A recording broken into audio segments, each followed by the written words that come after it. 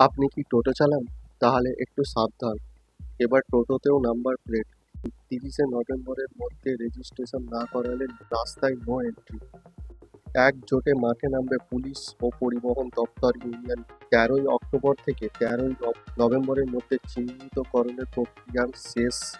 প্রক্রিয়াটি অনলাইনের পাশাপাশি কিছু সরকারি সহায়তার কেন্দ্র থেকে করা যাবে বলে জানা যাচ্ছে। অনিয়ন্ত্রিত টোটোর দৌরাত্ম্য ঠেকাতে রাজ্য সরকারের বড়সড় সিদ্ধান্তের কথা জানালেন পরিবহন মন্ত্রী স্নেহাশিস চক্রবর্তী।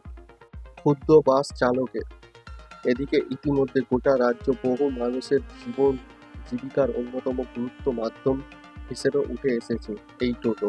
লক্ষ লক্ষ মানুষের জীবিকার অন্যতম মাধ্যম যেহেতু এই টোটো, তাই বন্ধ করতে নিষিদ্ধ করেছেন স্বয়ং মুখ্যমন্ত্রী।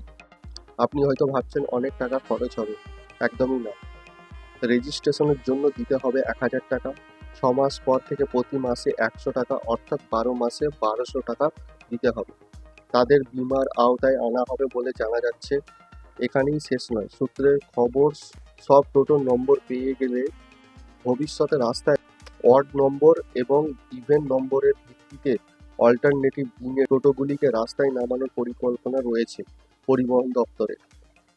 2026 জানুয়ারি মাসে এই বিধি বলবৎ করার চিন্তা ভাবনা। পুরো কাজ চলবে সংশ্লিষ্ট পুরসভা ও স্থানীয় তত্ত্বাবধানে। লাইক শেয়ার করতে ভুলবেন না, আর এরকম আরও ভিডিওর জন্য আমাদের ক্যানভাসের সাথে জুড়ে থাকুন। ধন্যবাদ।